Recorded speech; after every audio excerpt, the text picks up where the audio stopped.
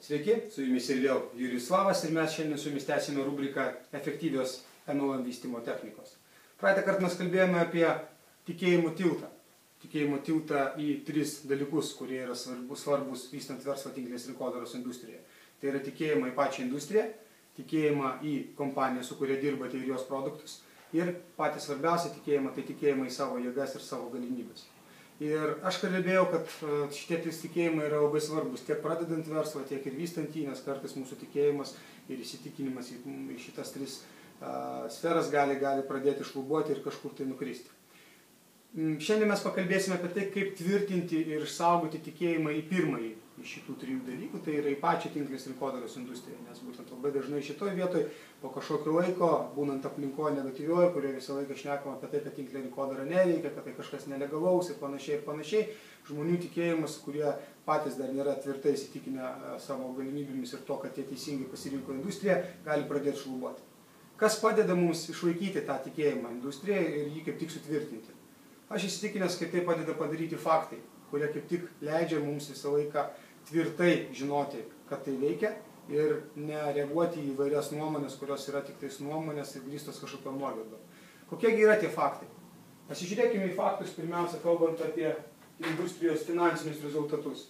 Visiškai nesenai, kaip tik tiesioginių pardavimų asociacija paskelbė praeitų metų statistiką, tiksliau 2011 metų statistiką, taigi pasižiūrėkime, kokie tai buvo skaičiai. 2011 metais tinklinės rinkodaros ir tiesioginių pardavimų industrijos bendra pasaulinė apyvarta viršijo $153 milijardus.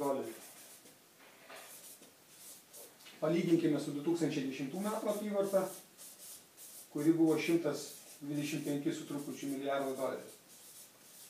Kaip matote, matomas aiškus augimas ir tendencija augti toliau. Ir tai yra pirmasis faktas apie tinklinės rinkodaros industrijos perspektyvas.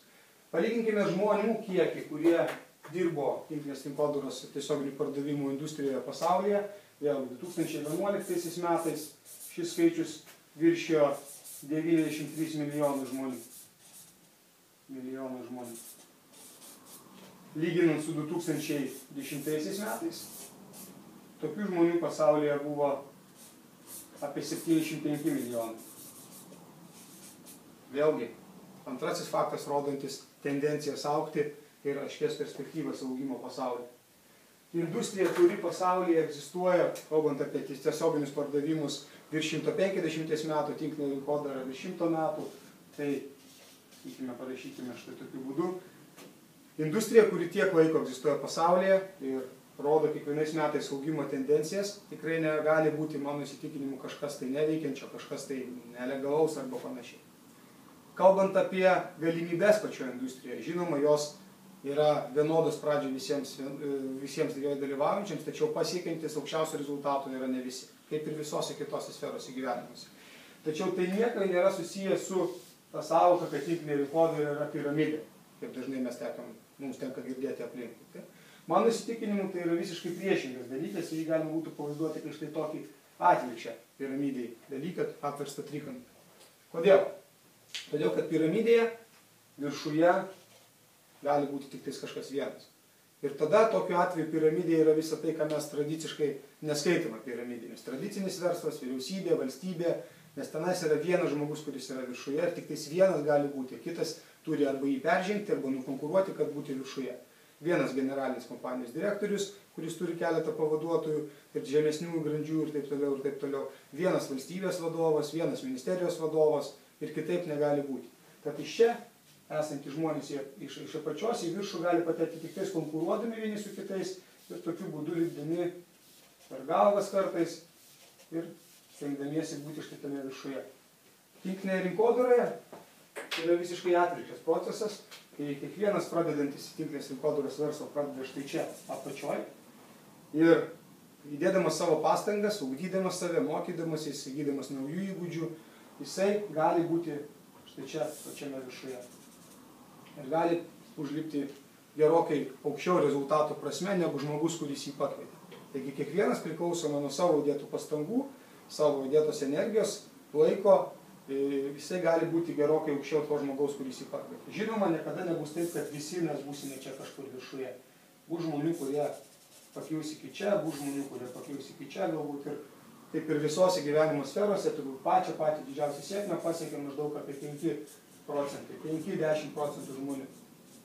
Vidutinė sėkmė gali pasiekti dar kažkur apie 20-30%, kiti liks nuošalyje. Tačiau galimybės padaryti tai ir būti lygiame lygyje kartu su visais kitais, kurie pasiekė sėkmę, gali tikrai kiekvienas tinkliai rinkodarai.